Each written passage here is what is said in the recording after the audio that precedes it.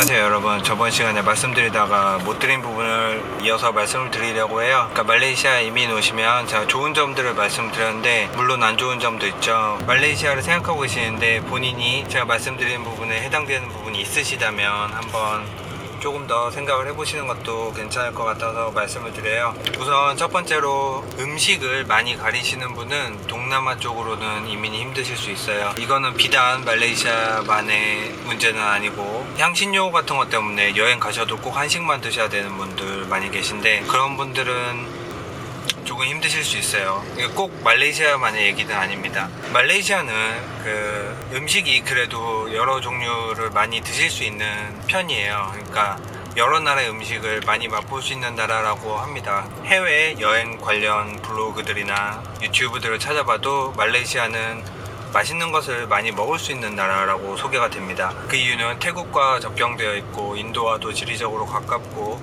중국 음식에 대한 영향도 많이 받아서 그 세 나라의 음식들이 전부 다 약간은 섞이고 이렇게 전부 다 맛볼 수 있는 그런 요리들이 많지만 결론적으로는 결국은 동남아 음식이기 때문에 동남아 음식들에 대해서 좀 드셔보셨는데 거부감이 있으시다고 하시면 말레이시아에서 외식은 좀 힘드실 수 있어요. 물론 중국 식당도 아주 많고 태국 식당도 많고 한국 식당도 많이 있습니다. 한국 식자재 마트도 잘 되어 있어서 한식을 드시는데 전혀 문제는 없지만 어쨌든 해외에 사시는데 모든 식사를 한식으로만 해결을 하신다 이런 것은 조금 힘드실 수 있다는 거예요. 개인적으로는 필리핀 요리가 좀 정말 별로였는데 필리핀은 이제 바베큐 말고는 딱히 먹을 게 없고 말레이시아 요리는 그러니까 약간씩 조금 섞인 느낌인데 이게 뭔가 또 조금씩 떨어져요. 더군다나 말레이시아는 돼지고기가 들어간 음식을 파는 식당이 많이 없고 돼지고기를 구입하는 것도 이제 뭐 특정 마켓에 가서 사는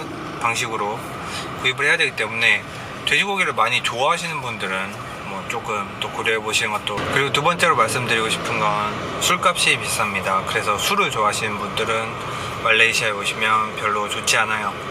필리핀이나 베트남, 태국 뭐 맥주값 엄청 저렴하잖아요. 필리핀에서 산미굴 한 병에 지금 하나로 600원 정도, 500원, 600원 정도에 마셨는데 말레이시아는 맥주 355ml 한 캔에 하나로 지금 한 1,600원 정도 주셔야 살 수 있습니다. 1,500원, 1,600원, 뭐 많게는 2,000원까지 주셔야 맥주 한 캔을 마실 수 있어요. 맥주를 좀 잘 드시는 분들은 뭐 앉은 자리에서 몇만원치 쉽게 마실 수 있죠. 그렇다 보니까 술을 좋아하시는 분들은 조금 사시는데 불편하다고 하실 수 있어요. 뭐 어떻게 보면 한 캔에 뭐 1,500원, 1,600원 주고 먹으면 될 것도 같은데 한국도 뭐 1,200원, 1,300원 하는 걸로 알고 있는데 그럴 수 있을 것 같은데 이게 이 나라 물가로 생활하면서 술값만 그렇게 비싸게 지출한다는 거는 아무래도 좀 살다 보면 부담이 됩니다. 그렇다는 점 말씀드리고요. 그렇기 때문에 술을 많이 좋아하시는 분들은 조금 사시는데 힘들지 않았나. 그래서 필리핀 같은 곳을 고려해보시는 것도 괜찮아요. 필리핀은 술값이 정말 싸거든요. 술값이 비싼 것도 비싼 거지만 식당에서 술을 잘 팔지 않습니다. 그러니까 술을 파는 식당이 많이 없어요. 식당에 당연히 술을 팔아야 될 것 같이 생긴 식당에서도 술 안 파는 곳이 아주 많습니다. 식사하면서 반주 한 잔씩 드시던 그 문화가 반주 한 잔 먹고 싶어도 안 팔아요. 안 파니까 못 먹죠. 그래서 술을 좋아하시는 분들은 조금 생각을 다시 해보셔야 된다라고 말씀드릴 수 있겠네요. 세 번째로 말씀드릴 거는 이제 영어 발음에 민감하시면 말레이시아는 또 조금 고려해 보셔야 됩니다. 동남아로 오면서 얼마나 영어 발음을 고려하느냐는 사실 웃길 수 있어요. 하지만 아이의 교육에 뭐 영어 발음이 좀 굉장히 괜찮아야 된다라고 생각하시면 적어도 말레이시아는 다시 생각해 보셔야 됩니다. 말레이시아 분들 영어 발음이 그리 좋지 않아요. 그러니까 저번 영상에도 말씀드렸지만 그게 좋기를 바라고 오시면은 조금 실망하실 수 있으니까 알고 계셔야 되는 거죠. 필리핀 같은 곳이 영어를 교육하기에는 훨씬 더 낫다고 생각을 합니다. 여러 가지 복합적인 요인으로 인해서 말레이시아를 고려하셨겠지만 영어 교육 하나만 놓고 보시면 필리핀이 훨씬 더 좋은 선택일 수 있어요. 그러니까 어떤 복합적인 요인을 고려해서 말레이시아를 선택했는지는 제 이전 영상을 보시면 잘 나와 있습니다. 그리고 다음으로 말씀드릴 거는 오셔서 사업을 하셔야 되는 부분이 만약에 있다고 하시면 말레이시아는 조금 고려해 보셔야 되는 부분인 것 같아요.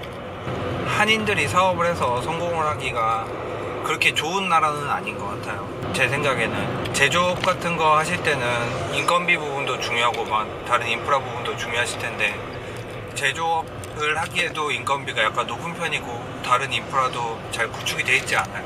그러니까 물론 없다는 게 아닙니다. 그러니까 하실 수 있는데 다른 곳에 비해서예요.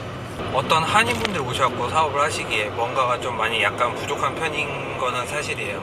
한인 식당을 하셔도 기본적으로 한인이 좀 많이 살아야 한인 식당도 잘 되고 하는 건데, 한인 식당도 많지 않은 편이고, 뭐 여행도 그렇게 많이 오지 않기 때문에 코타키나발루나 뭐 특정 지역에 한정돼 있어요, 여행 같은 거. 그래서 여행 가이드 이런 거 하시기도 그렇게 편한 편은 아니고, 기본적으로 한인들이 많이들 하시는 뭐 한인마트나 이런 것들이 다른 한인들이 많이 있는 그런 필리핀이나 베트남에 비해서 조금은 리스크를 안고 시작하셔야 된다. 이게 잘 될지 안 될지 모르는 상태에서 조금은 그런 식으로 시작을 하셔야 된다고 말씀을 드릴 수 있겠네요. 그 기반에는 많은 동남아 국가들 중에 인건비가 좀 비싼 편에 속한다는 게 하나의 이유라고 할 수 있습니다. 하지만 반대로 일정한 은퇴 수익이 나오신다거나 아니면 다른 방법, 다른 자동화된 수익이 나오시거나 온라인을 통해서 수익을 창출하시는 분들은 말레이시아는 좋은 선택이라고 하실 수 있겠네요. 그리고 그 다음으로는 한국에 자주 가셔야 되는 분들, 한국에 자주 왔다 갔다 하실 분들은 말레이시아 조금 힘드실 수 있어요.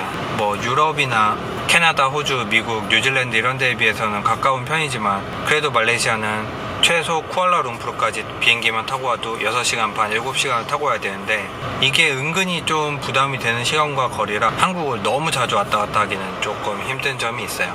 익숙해지면 뭐 7시간 비행하는 거 별것 아닐 수 있겠지만, 어쨌든 거리가 좀 멀다는 점, 7시간이나 비행기를 타고 왔음에도 불구하고 가까운 곳에 있는 태국이나 필리핀에 비해서 뭐 엄청나게 더 예쁘거나 좋은 점 없다는 거. 그래서 대부분 많이들 여행을 안 오시죠, 말레이시아는. 그래서 7시간이나 비행기를 타셔야 된다는 거는 한국에 완전 자주 왔다 갔다 하기는 좀 힘들다. 약간 비행기를 많이 타야 돼서 힘드실 수 있다. 필리핀이나 뭐 비행기 4시간 뭐 이렇게 타는 나라들, 그 확실히 체감이 좀 틀려요.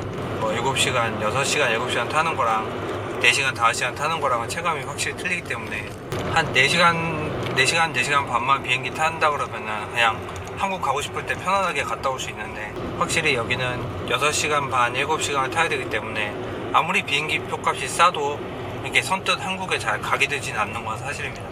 그렇기 때문에 한국을 좀 자주 가실 예정이 있다고 하시면 말레이시아는 조금 힘드실 수 있어요. 그리고 다음으로는 더위에 약하신 분들은 좀 힘듭니다.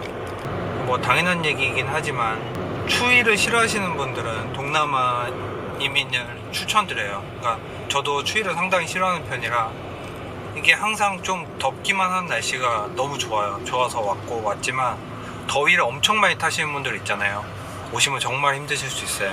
그러니까 아무리 에어컨 틀어놓고 해도 기본적으로 나라 자체가 덥다 보니까 어디를 가도 잠깐 더운 걸 피할 수가 없잖아요. 그래서 더위를 많이 타신 분들은 힘듭니다. 한국은 지금 폭염이 엄청나게 이어지고 있다고 하는데, 사실 한국보다는 여기가 훨씬 안 더워요. 제가 한국에서 살아봤지만 한국 한여름보다는 시원합니다, 여기가. 근데 이 나라에서는 그냥 그늘 밑에서 선풍기만 쐬고 있어도 버틸 수 있는 그냥 그 정도의 더위예요. 다만 시원한 날씨가 아예 없다는 거죠. 그러니까 그런 거는 생각 알고 계셔야 돼요. 그러니까 가면은 영원히 시원한 날씨는 없다. 나한테 시원함이라는 이제 없다. 에어컨이 빵빵하게 틀어진 곳을 들어가지 않는 이상 나한테 시원한 날씨는 없다. 영원히 더운 나라에서 살 자신이 있으신지를 먼저 생각을 해보셔야 돼요. 한 번이라도 더운 나라에 오랜 시간 있어 보셔야 돼요. 시원한 에어컨만 틀어져 있는 호텔이나 리조트에 관광을 가시는 게 아니라 그냥 진짜로 더운 곳에서 삶을 살아가셔야 되기 때문에 그런 부분을 심각하게 좀 생각을 해보셔야 됩니다. 그리고 또 드리고 싶은 말씀은, 생활에 필요한 뭐 기본적인 형광등 갈기, 간단한 수리 같은 거는 직접 하실 수 있는 분들이 오시는 게 좋아요. 반대로 말씀드리면 그런 거 전혀 못 하시면, 물론 이 나라에도 다 고쳐주는 사람이 있죠. 그러니까 플럼버가 있고 전기공이 있는데 부르게 되면 비용이 상당히 좀 비싼 편입니다. 이 나라 물가에 비해서 많이 비싸게 불러요.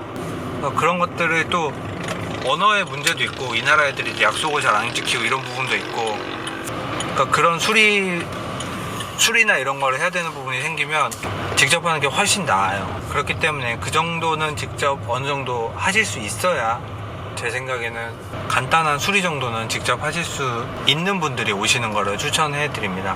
마침 영상을 다 찍었는데 제가 목적지에 도착을 했어요. 그러니까 제가 말씀드린 부분 중에 꼭 말레이시아만의 단점이 100%는 아닌 것 같아요. 여러 동남아들의 단점이겠죠. 그러니까 동남아 이민에 관한 부분의 포괄적인 단점일 수도 있고, 뭐 돼지고기 같은 부분은 말레이시아만의 단점일 수도 있지만, 어쨌든 여러분들이 이런 거는 고려하시고 알고 계셔야 됩니다. 저는 굉장히 만족하고 지내고 있지만 어쨌든 단점이라는 것이 있는 곳이기 때문에 생각을 해보세요. 누가 오셨네.